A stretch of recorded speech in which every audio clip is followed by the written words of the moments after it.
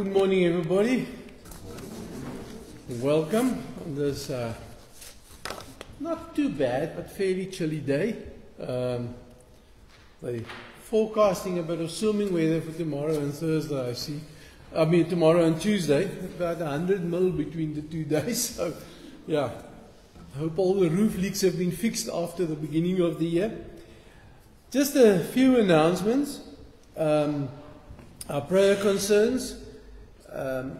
We're still praying for Anne Wantenaar, for Irene Bennett, Linda Cruz, Graham Breedske, and there's the Botha, Anneline Willemse. She had a shoulder operation, also from Kumga, and Andy van Deventer, it's recovering from her arm operation. And then everybody knows by now that Willie Henning passed away Wednesday the 28th of May. His service will be this coming Friday, the 13th, at 11 o'clock from the Tower Church. So, all welcome there. So, it's 11 o'clock, Friday the 13th. Then, birthdays. I need to be beaten over the knuckles. Jean, happy birthday for yesterday. You can all wish her afterwards because it was a big one. So, congratulations for yesterday, Jean. The 9th is Helen van Lille as well as Lizette Venter. The 10th is Annette Sieberage as well as Hester Foster of Kumga. The 11th is Neil Bauer of Cairo. And the 13th is Christa Erasmus. So, there's a whole bunch of birthdays coming up. Bible studies this week is like normal, Tuesday evening 7 o'clock at Margie and Verity's house, and Wednesday morning 10 o'clock at Amatola Haven. Then everybody wants to know about the bazaar. I'm amazed, that's all I can say. The last figure I got from the treasurer was that we were over 77,000 already. It's plus minus 17 more than the same time last year, in that first week. And I know some other deposits on the EFTs came through, which is not even included in this. So thank you again for every donation, for every hard worker, for every person buying everything. I never knew there were so many people with sweet teeth in this congregation. You know that you bought 9,000 rands worth of cakes and tarts. Yeah. So seems as if people enjoy sweet things here. But thank you again. And some people watching on Facebook, I know there was a lot of support from outside as well. So. Just thank you again to everyone. Our call to worship this morning is from Psalm 104. Praise the Lord, my soul. Lord, my God, you are very great. You are clothed with splendor and majesty. I will sing to the Lord all my life. I will sing praise to my God as long as I live. May my meditation be pleasing to him as I rejoice in the Lord. Loof die Here, o my siel. Here my God, U is baie groot. U is met luister en glans beklee. Ek wil vir die Here sing solank ek leef. Ek wil my God besing solank ek bestaan. Mag my bepeinsing vir hom aangenaam wees. Ek sal my verheug in die Here. Just a reminder that we can rejoice and be thankful every moment for everything the Lord gives us. Grace and peace to you from God our Father and the Lord Jesus Christ. Genade en vrede vir julle van God onze Vader en die Here Jesus Christus. Amen. Today is Pentecost Sunday. Pinkster Sondag. Kom ons kyk wie van julle is slim hiervoor. Waaroor gaan Pinkster Sondag? What is Pentecost Sunday about?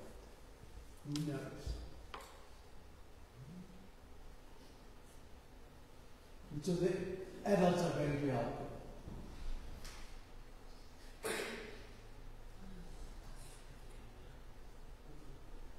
There's some help from the teacher here.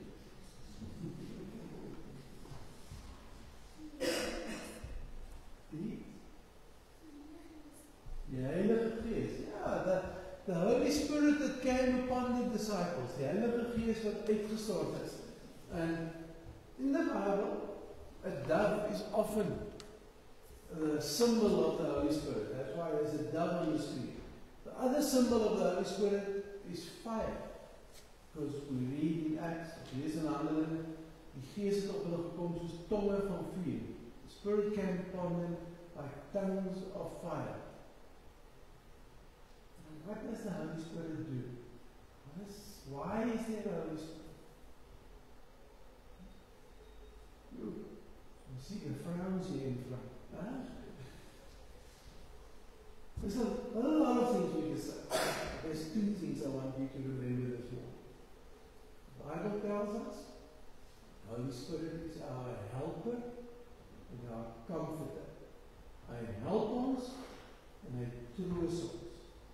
So you ever scared, you ever feel lonely, you ever feel everything is against me, everybody is against me. The promise of the Lord is the Holy Spirit lives in you if you believe in Jesus. He lives in you and He's there to help you in difficult times, but most important, He's there to comfort you. He's there to give you a hug the way we speak. Okay? You think you can remember those two things today? So when we talk about the Holy Spirit, it's not just something out there.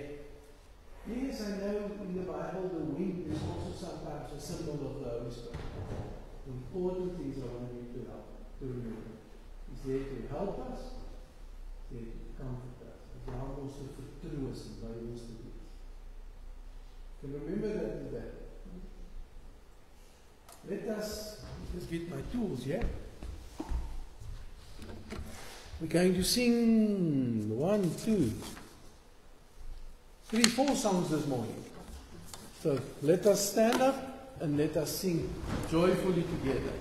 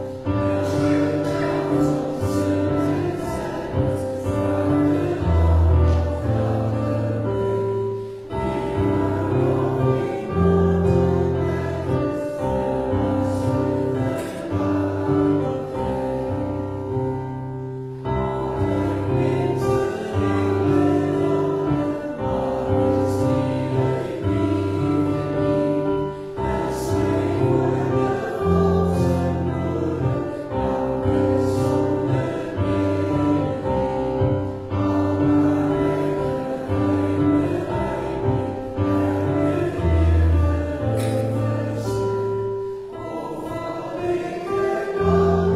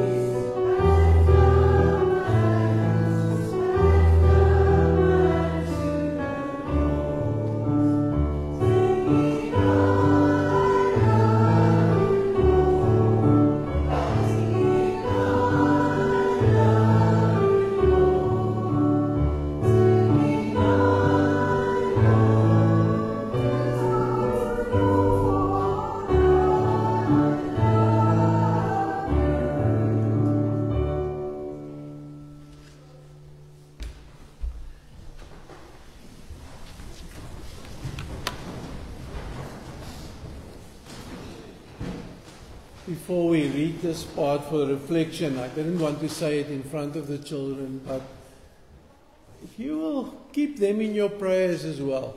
Some of them have got a struggle because there are people at home that tell them not to come to church and so on.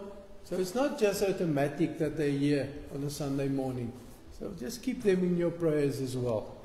Our reflection this morning is from Romans 8. For those who are led by the Spirit of God are the children of God. The Spirit you receive does not make you slaves, so that you live in fear again. Rather, the Spirit you received brought about your adoption to sonship. And by Him we cry, Abba, Father. The Spirit Himself testifies with our spirit that we are God's children. Now, if we are children, then we are heirs, heirs of God and co-heirs with Christ, if indeed we share in His sufferings, in order that we may also share in His glory. Typical Paul, long-winded story, but all it boils down to is that we, each one of us, are gathered in God's arms as His sons, as His daughters. The Afrikaans is on the screen at the moment. Think about what you needed to hear this morning from this text. Think about what God wanted to say to you. So we give a moment of silence while you can reflect on this.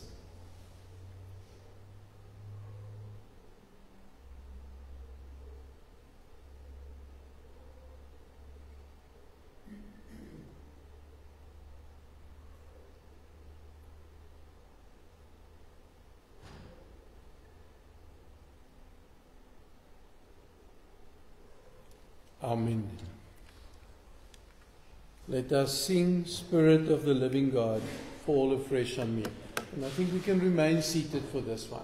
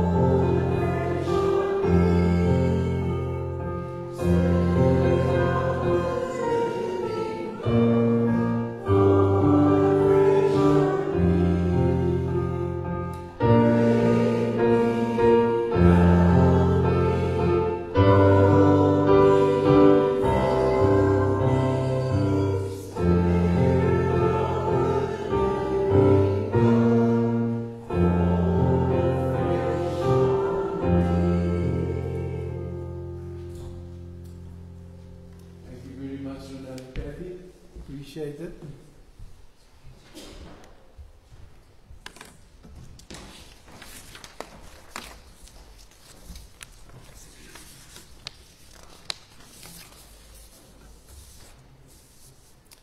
Let's bow our heads in prayer.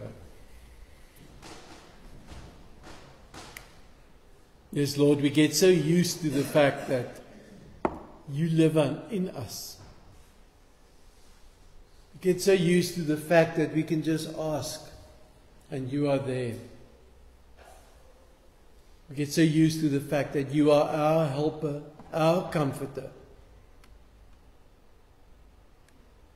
that we sometimes don't appreciate what it means that you really care for us and about us. Father, in this morning when we open your word, will you speak to us? Will you Speak afresh to us as we've just sung. Speak to our hearts. Help us to hear your voice. Help us to know that you are with us, even now. Spirit of the living God, fall afresh on us and speak to us through your word. We ask this in Jesus' name alone. Amen. We're reading from John chapter 14. And it's an interesting passage. You can actually read the whole chapter there. I've just taken a few verses out there in the middle, verse 8 to verse 17.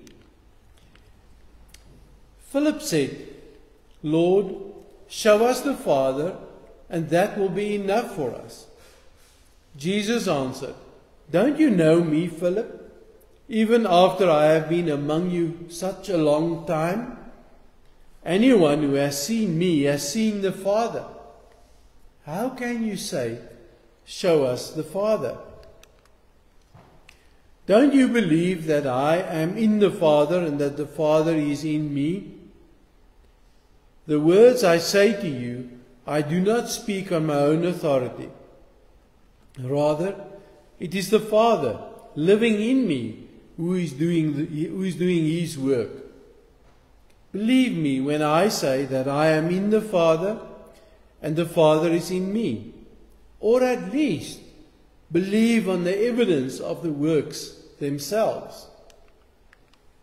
Very truly I tell you, whoever believes in me will do the works I have been doing, and they will do even greater things than these, because I am going to the Father.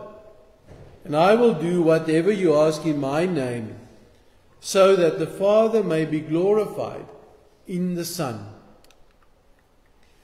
You may ask me for anything in my name, and I will do it. If you love me, keep my commands, and I will ask the Father, and He will give you another advocate to help you and be with you forever. The Spirit of truth. The world cannot accept Him, because it neither sees Him nor knows Him. But you know Him, for He lives with you and will be in you. Just read up to there from the word of the Lord. The disciples are slightly worried. It happens when one of our loved ones goes somewhere or a big transition is coming up.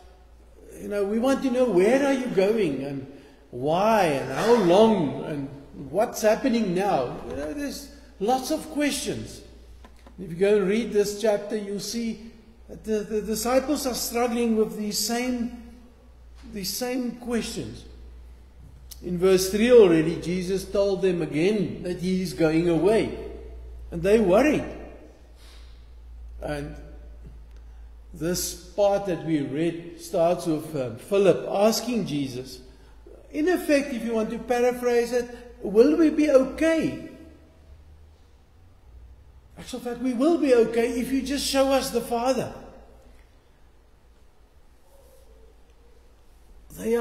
They don't know where to go. They don't know what's happening. This whole story of Jesus telling them that He's going away is mixing them up. And in effect, Jesus is telling them, just focus on me. I am the way. And there's different statements here, and if you go and read this chapter of John with a reference Bible, you'll see just almost every thing that Jesus said is a quote from the Old Testament. So the whole time He's linking what's happening in Him to what was already written in the Old Testament so many years ago. And these disciples have been journeying with Jesus, probably about 3 years. And He's telling them confusing things. I'm going away, but I'll still be with you. And they really, really struggle to understand this. And then Jesus comforts them by explaining to them that He's sending somebody in His place. He's sending another helper. He won't actually leave them alone.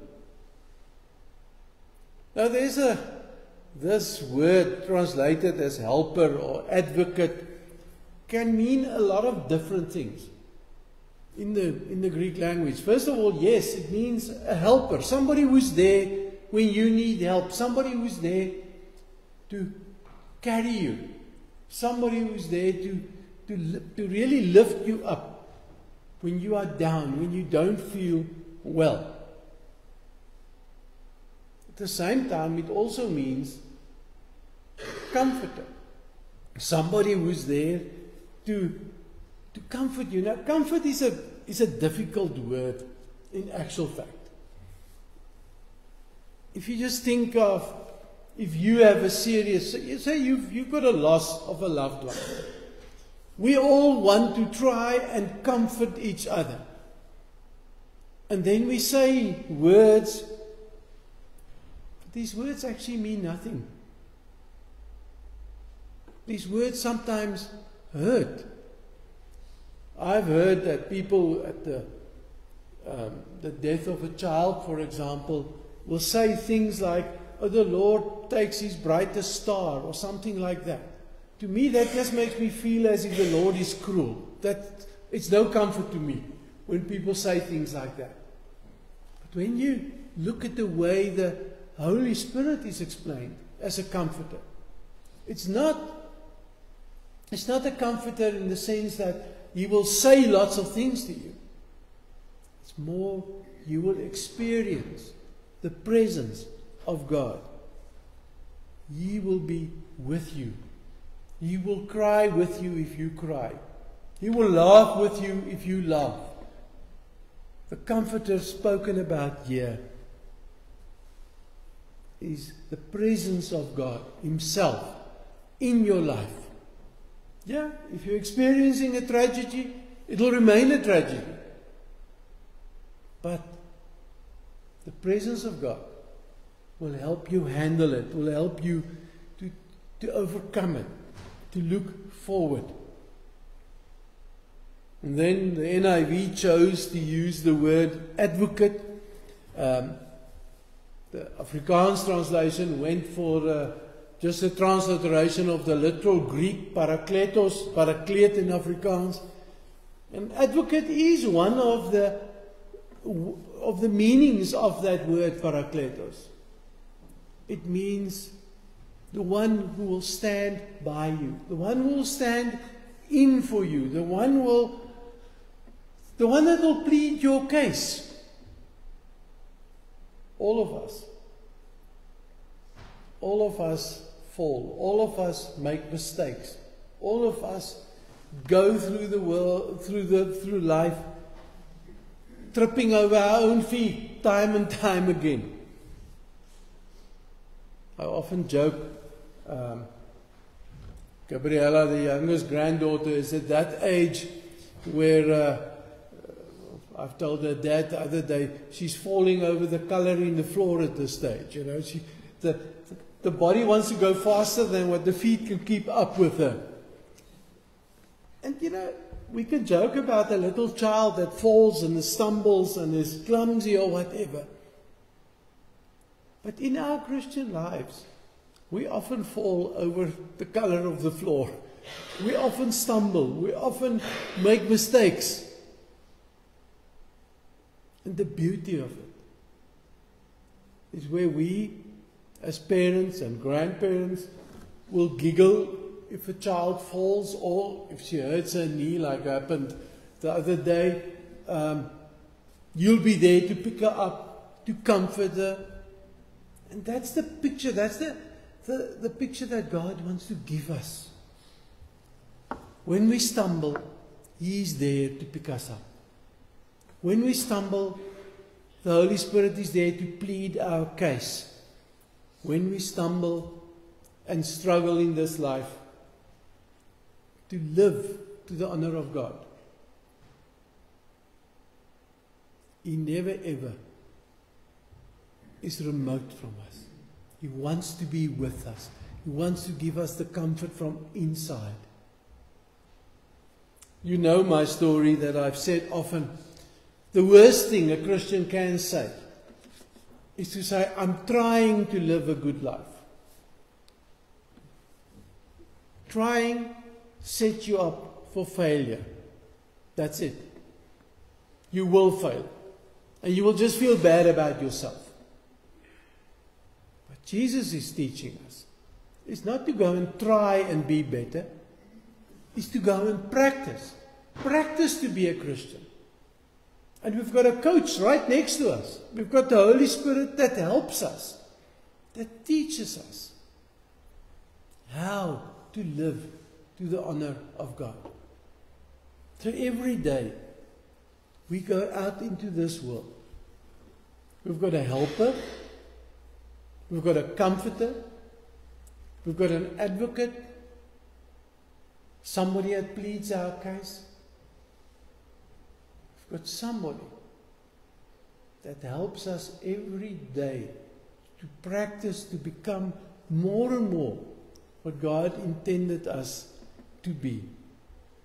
When you take this whole package, helper, comforter, advocate, together, you can sum it all up with one image. And that God wants to be in a relationship with us. And He's using His own Holy Spirit to build that relationship. A relationship with God the Father, who loves us so, so deeply that He sent His only Son. Relationship with Jesus, who walked alongside the disciples here on earth and wants to walk alongside us now. It wants to teach us. It wants to help us.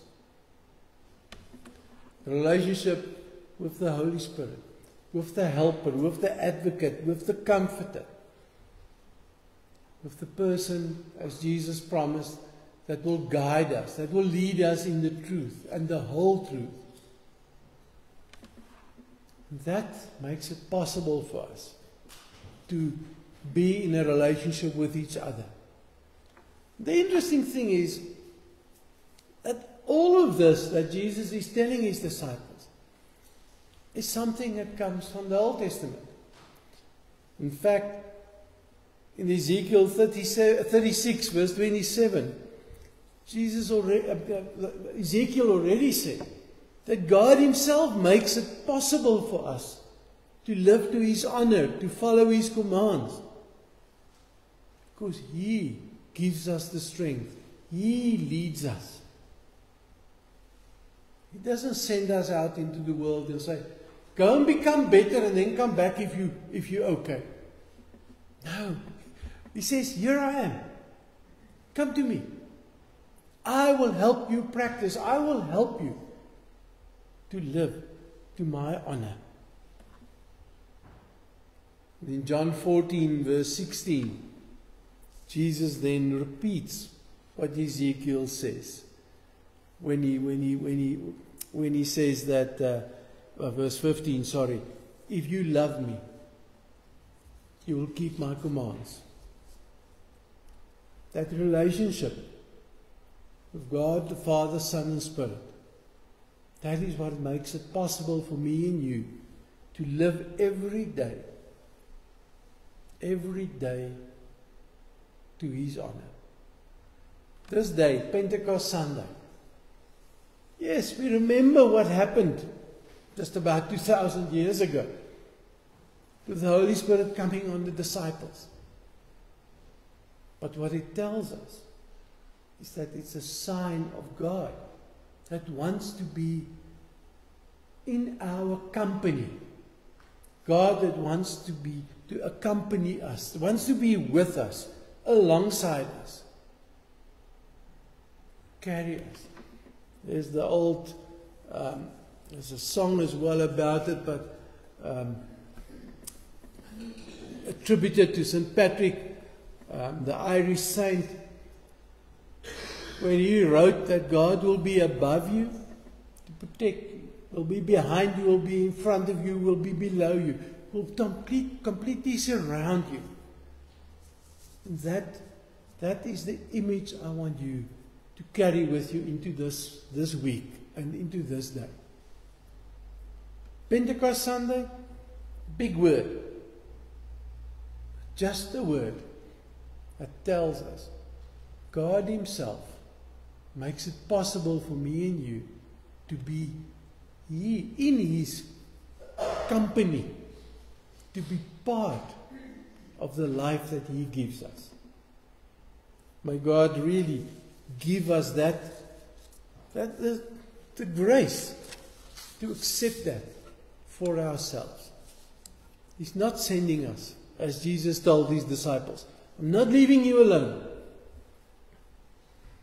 I'll send you another helper. I'll send you another comforter. I'll send you another advocate that will plead your case. I will be with you, in you, above you, behind you, before you, every moment. Hold on to that. Amen.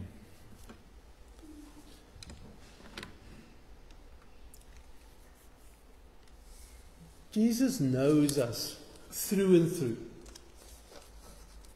And part of knowing us is that He knew we were going to struggle to believe. We're going to struggle to have faith. I mean, these disciples that walked with Him for 3 years, that saw everything that He did, they struggled. They really struggled, especially after the resurrection. How is this possible? So Jesus gave us physical things to remind us of His love.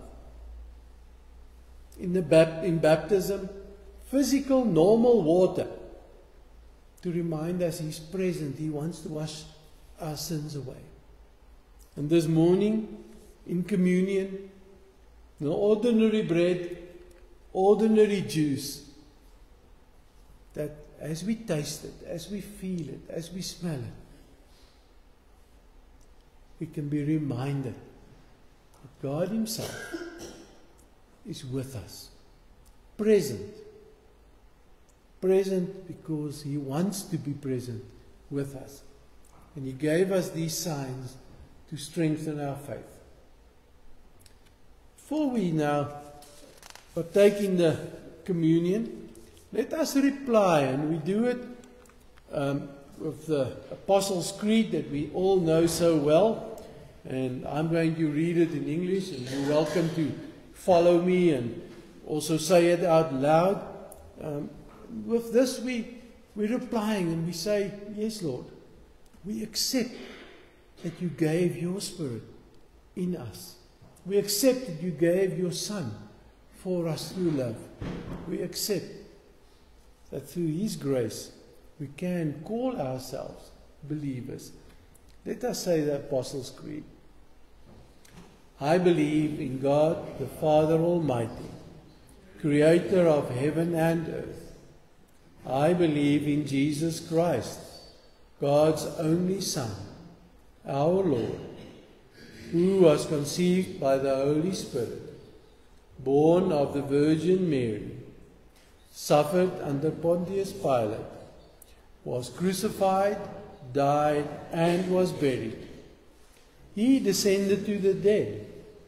On the third day He rose again. He ascended into heaven.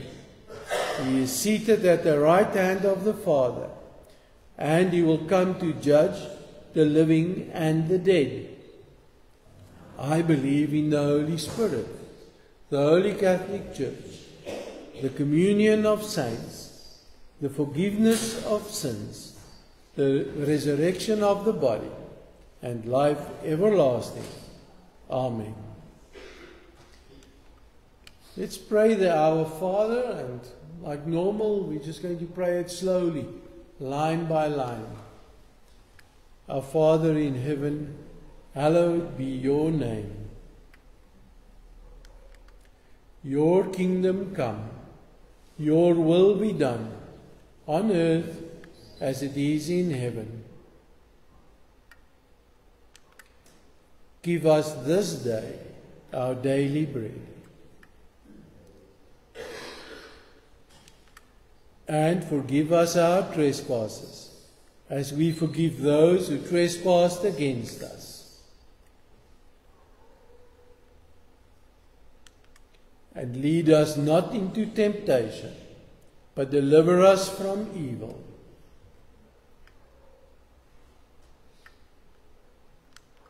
For yours is the kingdom and the power and the glory, forever and ever. Amen.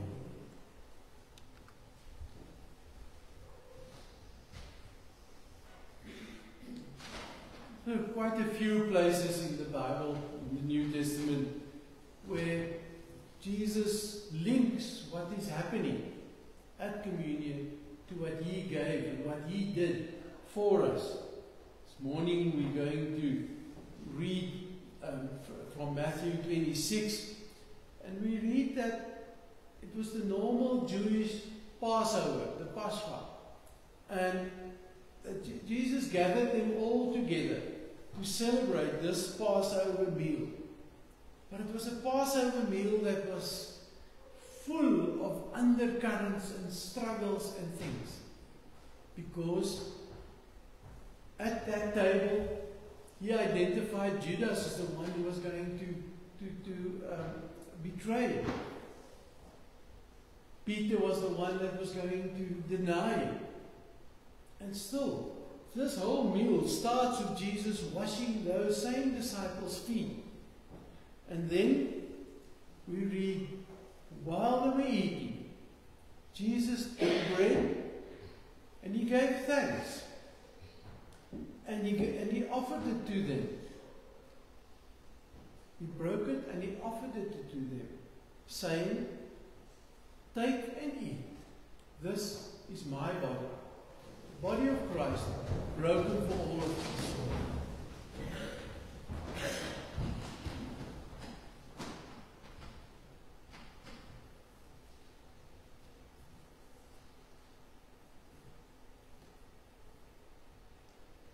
Then He took the cup and He gave thanks again, and He offered it to them, saying, drink from it, all of you. This is my blood of the covenant, which is poured out for many for the forgiveness of sins. The blood of Christ poured out for all of us.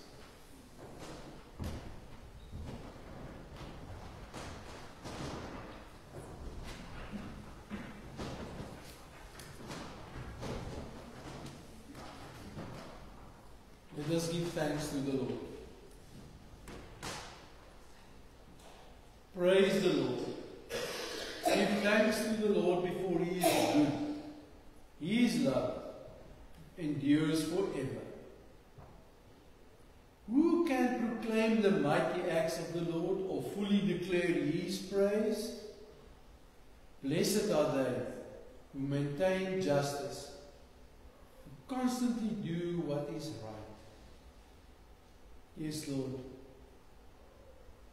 As this same Psalm 106 says, we have sinned.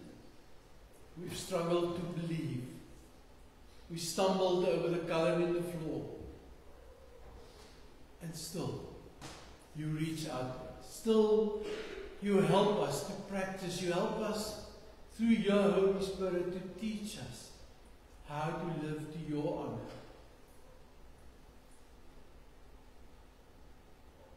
Thank You that we may partake in this communion, that we may be together, one baptism, one bread, one cup, one Holy Spirit living in all of us, and that through this we know You are there for us. Father, help us to live from that thankfulness. But Lord, also, while we are thankful, we also must confess that there's worry in our lives. Sometimes worry about personal health or about loved ones, about finances, but also worry, Lord, about our town and our country, about things that really sometimes irritate us, and sometimes things that frustrates us. Still, Lord, you are the one that raised us this morning. You are the one that gave us this new day. Help us to praise you for this. Lord, we pray for everyone here. We pray for families. We pray for people that are hurting because they've lost someone. And when we pray for that, Lord, we can't but remember what's happening in Ethiopia, in Sudan, in Nigeria, in Gaza, in the Ukraine. The way we as people treat each other, so opposite from the way that you taught us. That by our love for one another, the world will know that you are the Messiah. Lord, there's very little we can do about Gaza or the Ukraine or Sudan or wherever. But we can pray. And Lord, we can make a difference here where we live. Help us to show through our lives that your helper, your comforter, your advocate is with us, and that we are willing to listen, and we are willing to change, to become more and more like you, to show more and more of your attitude, your way of doing things. Be with us, Lord. Be with those that are recovering from operations and illnesses and whatever. And help us in everything to always remember it is your grace, your comfort, you yourself that's with us every moment. We thank you for that in Jesus' name alone. Amen.